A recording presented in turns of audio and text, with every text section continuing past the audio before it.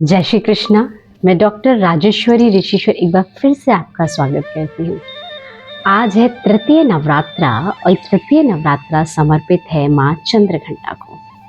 माँ चंद्रघंटा का जो अर्चित स्वरूप देखा जाए तो इतना सुंदर स्वरूप है, क्योंकि माँ का अब विवाह हो चुका है और विवाह होने के बाद माँ 10 भुजाधारी हो जाती है और शेर पर सवार है और उनके मस्तक पर चंद्रमा विराजमान है, अर्ध चंद्रमा।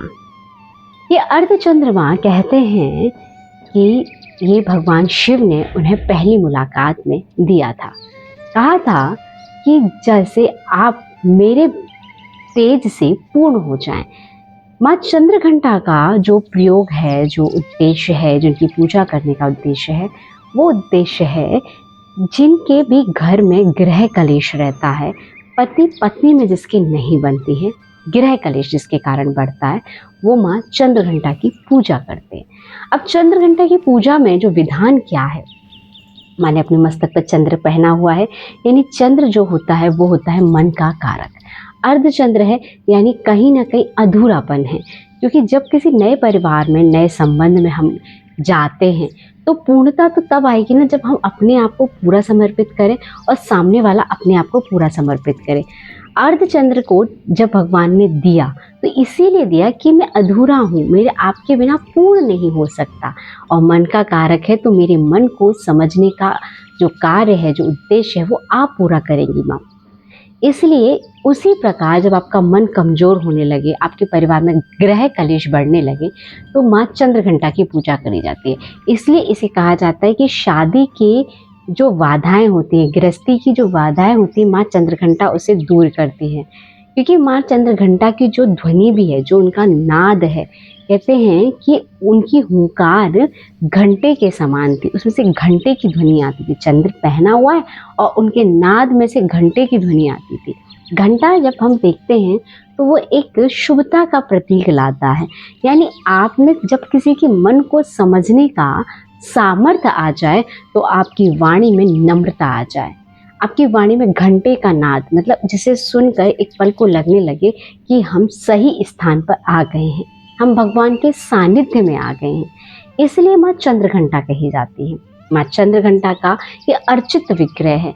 लेकिन माँ चंद्रघंटा इस बार जो आ रही हैं वो आ रही है शनिवार के दिन। तो शनिवार का दिन है और माँ नवरात्रा का तृतीय नवरात्रा है। तो माँ चंद्रघंटा को इस बार आप सभी को ग्रे रंग के, भूरे रंग के, मतलब ये ग्रे रंग के वस्त्रों को धारण कराना है। खुद भी धारण करिए, क्योंकि ये जो रंग हैं ये एनर्जी को इन्हेंस, ऊर्जा को आपके अंदर धारण करा पाएंगे। मुख्य रूप से जो भोग लगता है वो माँ को लगेगा चावल की खीर का। चावल की खीर ही क्यों? क्योंकि चावल जो है वो भी चंद्रमा का, दूध भी चंद्रमा का, शक्कर भी चंद्रमा की, और इसमें जो मिठास पड़ते ही इसमें शुक्र का प्रतिबिंब आ जाता है, शुक्र इसमें इन्हेंस होने लगता है। तो अपने पार्टनर को उसकी ऊर्जा के साथ पूर्ण बनाने के लिए आप खीर बनाइए, उसका भोग लगाइए और एक माला डेली ओम ह्रीम दूम दुर्गाय नमः की करिए।